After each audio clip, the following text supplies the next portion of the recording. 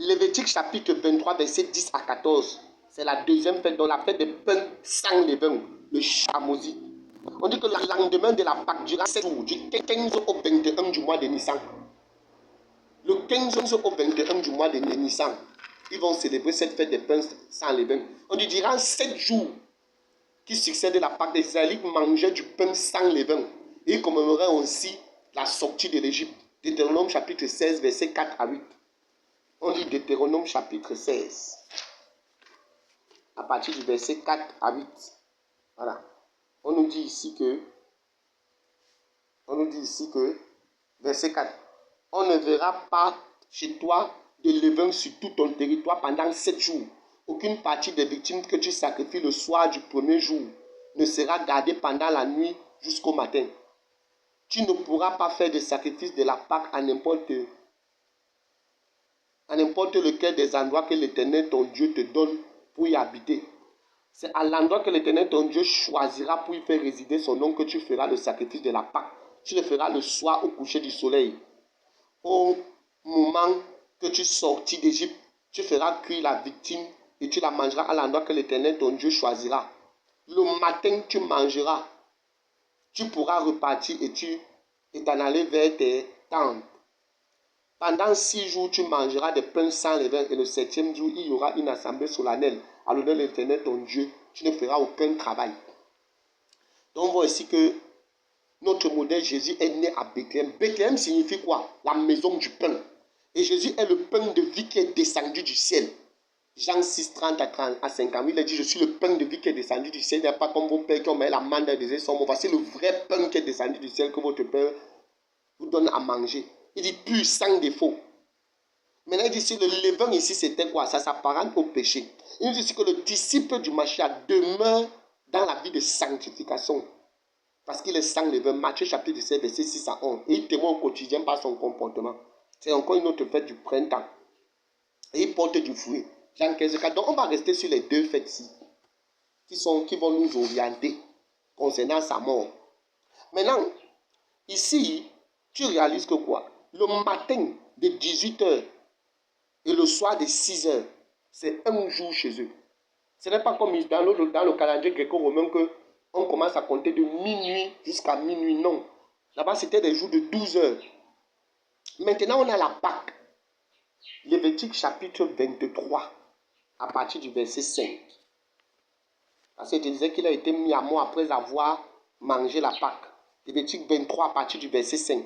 On dit le 14e jour du premier mois au coucher du soleil, ce sera la Pâque de l'Éternel. Ce sera la Pâque de l'Éternel. Voilà. Maintenant, on voit ici que, contrairement au calendrier grégorien, comme je le disais, le jour commence à minuit. Mais selon Dieu et le calendrier hébraïque, le jour commence le soir à 18h pour finir le lendemain à la même heure.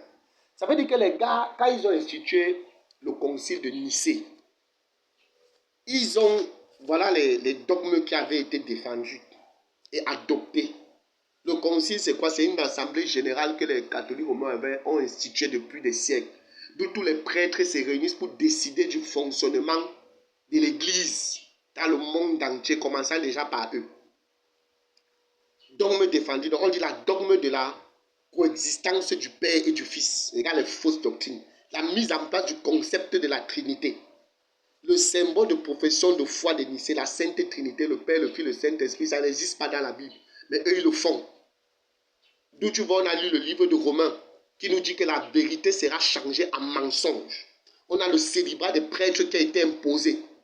Oui, les prêtres célibataires, mais qui ont les enfants partout, qui enseignent les sœurs et les femmes des gens, et les jeunes filles des gens, qui sodomisent même les enfants des gens. On dit l'ordination des prêtres. Voilà une pratique qui s'est répandue dans les chapelles, dans les assemblées pendant les siècles. Or, l'ordination, Jésus n'a pas prêché l'ordination. Ce n'est pas Jésus qui a établi l'ordination, c'est le catholicisme romain. Tu vois, il n'y a pas ça dans le Nouveau Testament, l'ordination. Jésus n'a pas fait l'ordination à ses apôtres. On dit le port des vêtements sacerdotaux. Voilà encore une pratique que Jésus n'a pas créée. Où tu dois porter la soutane. Ça, c'est au concile de Nicée que ça a été imposé comme dogme, comme règlement. Si tu veux prêcher, tu dois avoir la soutane. Voilà, ce n'est pas Jésus qui a établi ça. On a le catéchisme, là où les enseignements, leur dogme perverti doit être enseigné. Or, quand tu es un enfant de Dieu, le Saint-Esprit t'enseigne les Écritures. Et il te conduit vers quelqu'un qui peut t'enseigner les Écritures. Tout ça, c'est au concile de Nicée. Maintenant, on a mis en place du calcul des dates pour la fête des Pâques, qui déterminera ensuite la date de toutes les autres fêtes, et notamment le 25 décembre. Donc, c'est depuis le concile, depuis le 3e siècle, que le 25 décembre a été institué comme la fête de la naissance de Jésus. Les apôtres n'ont pas fêté le 25 décembre. Il n'y a aucun verset biblique qui dépend le 25 décembre.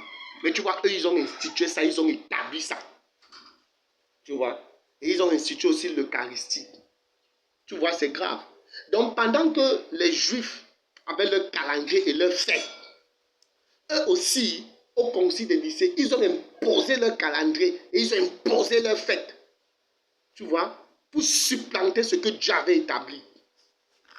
Ouais. J'ai commencé par citer 2 fêtes. La 3e fête, c'est la fête des prémices. La 4e, c'est la Pentecôte. La 5e, c'est la fête des trompettes. La 6e, c'est la fête d'expiation. Et la 7e fête, c'est la fête des tabernacles. Donc les 7 fêtes des Juifs. Première, la Pâque. 2e, la fête des pains sans levain. 3e, la fête des prémices. 4e, la Pentecôte. 5e, la trompette. 6e, l'expiation. Et la 7e fête maintenant, c'est la fête des tabernacles. Voilà.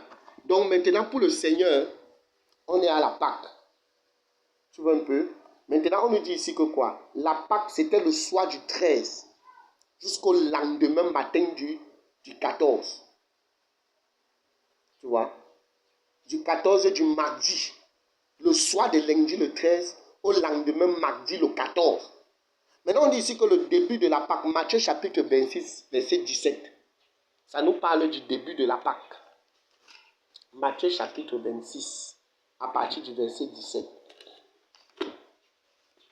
Matthieu chapitre 26, à partir du verset 17.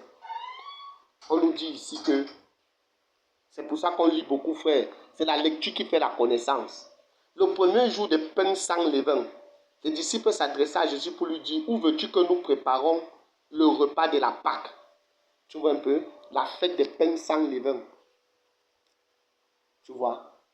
D'où veux-tu que nous te préparons la Pâque? On continue. Maintenant, on nous dit ici, Yeshua mange la Pâque, chapitre 26, verset 20 à 27. Matthieu 26, verset 20 à 27. Le soir venu, il s'est mis à table avec les 12. Pendant qu'il mangeait, il dit, je vous le dis en vérité, l'un de vous me trahira. Il fut profondément attristé et chacun d'eux s'est mis à lui dire, est-ce moi, Seigneur? Il répondit, celui qui a mis la main dans le plat avec moi, c'est celui qui me trahira. Le Fils de l'homme s'en va conformément à ce qui est écrit à son sujet. Mais malheur à l'homme par qui le Fils de l'homme est trahi. Mieux vaudra pour cet homme qui ne soit pas né. Judas, celui qui le trahissait, prit la parole et dit, est-ce moi, maître? Jésus lui répondit, tu le dis. Pendant qu'il mangeait, Jésus prit du pain et prononça des prières de bénédiction. Puis il le rompit et donna aux disciples en disant, prenez, mangez, ceci est mon corps.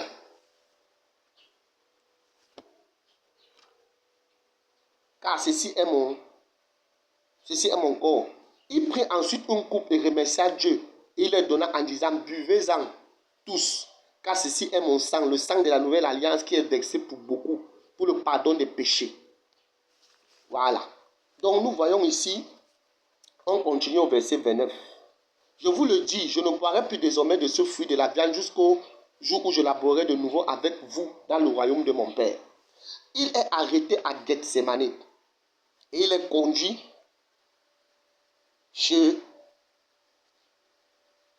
Chana, beau-père de Caïphas, chez Caïphe et chez les grands prêtres. Jean chapitre 18, versets 12 à 14.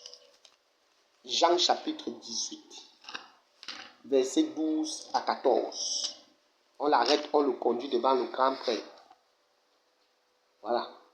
12 à 14. Une troupe de commandants et de gardes des Juifs s'emparaient alors de Jésus et l'attachèrent.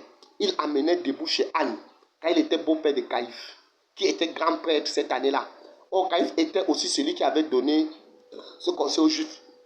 Il vaut mieux qu'un seul homme meure pour le peuple. Simon-Pierre et un autre disciple suivaient Jésus. Ce disciple était connu du grand prêtre. Il entra avec Jésus dans la cour de la maison du grand prêtre. Tandis que Pierre restait dehors, près de la porte. Alors l'autre disciple qui était connu du grand prêtre sortit par là à la femme qui gardait la porte. Il fit entrer Pierre. La servante qui gardait la porte dit à Pierre, n'es-tu pas parmi toi aussi ces disciples de cet homme? Il répliqua, je n'en fais pas partie. Les serviteurs et les gardes qui étaient là allumaient un feu de braise pour réchauffer car il faisait froid. Pierre se tenait avec eux et se réchauffait. Donc, on voit ici que Jésus est arrêté dans le soir du 13e jour, dans la soirée. Il a déjà mangé la Pâque. On est pendant les jours de pain sans levain. Ça veut dire que quoi? Ça veut dire que c'est le Shabbat annuel. Mais maintenant, on est dans la Pâque qui commençait avant le Shabbat annuel. C'est-à-dire qu'on entrait dans le Shabbat annuel. La Pâque ici, c'était à la veille du Shabbat annuel. Jésus a déjà mangé la Pâque et il est arrêté. Donc pendant que la Pâque va se dérouler, pour que le Shabbat annuel continue jusqu'au Shabbat hebdomadaire, il est déjà arrêté. Et le lendemain matin, très tôt, il va comparaître devant